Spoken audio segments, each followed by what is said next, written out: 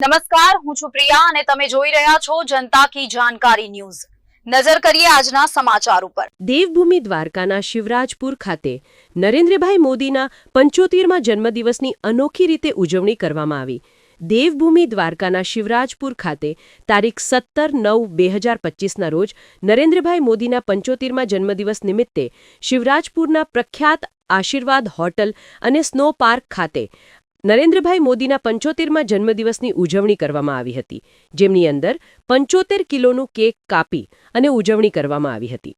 જ્યારે આ કાર્યક્રમમાં અનોખી રીતે ઉજવણી કરવામાં આવી હતી અને ચીફ ગેસ્ટ તરીકે મનોદિવ્યાંગ બાળકો તથા નરેન્દ્રભાઈ મોદીના લાંબુ આયુષ્ય માટે 51 પંડિતો દ્વારા મંત્રોચ્ચાર તથા વર્લ્ડ લેવલે નામ ધરાવતી બહેનોની ઉપસ્થિતિમાં નરેન્દ્રભાઈ મોદીનો 75મા જન્મદિવસની ઉજવણી કરવામાં આવી હતી। જ્યારે મનોદિવ્યાંગ બાળકો દ્વારા સાંસ્કૃતિક કાર્યક્રમનું પણ આયોજન કરવામાં આવ્યું હતું અને આ સાંસ્કૃતિક કાર્યક્રમ જોઈ લોકો અચંબિત રહી ગયા હતા। જ્યારે આ સમગ્ર કાર્યક્રમના અંતે આશીર્વાદ હોટલનું સ્વાદિષ્ટ ભોજન લઈ અને લોકોએ સ્નો પાર્કની પણ મોજ માણી હતી।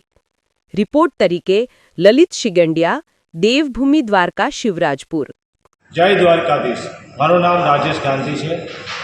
હું આજે જે મોદી સાહેબનો 75મો બર્થડે છે અને 75મા બર્થડે વિશે ઘણી બધી ડિબેટ થઈ હતી કે મોદી સાહેબ શું કરશે, પરંતુ આપણા લોકલાડીના મોદી સાહેબે દેશ માટે ઘણા બધા કાર્યો કર્યા છે અને સ્પેશિયલી દ્વારકામાં એટલે એવું છે કે દ્વારકા 15 વર્ષમાં તેના પ્રકારે ચેન્જ કર્યું। દૂરદર્શન સેતુ આપ્યું, શિવરાજપુર બીચ આપ્યું, કોરિડોર આપ્યું, એરપોર્ટ આપે છે, દ્વારકાની ઇન્કમ 10 ગણી વધારી। એવા આપણા લોકલાડીના મોદી સાહેબનો આજે આપણે 75મો બર્થડે ઉજવ્યો।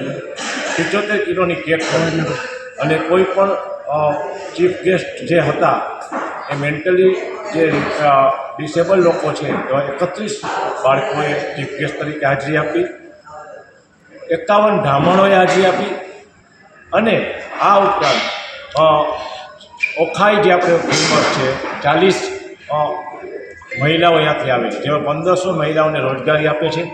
એવા ઓખાઈ મહિલા આવી અને ખૂબ જ લોકોએ એમ કીધું કે દ્વારકાનો આ પ્રકારનો પહેલો કાર્યક્રમ થયો છે।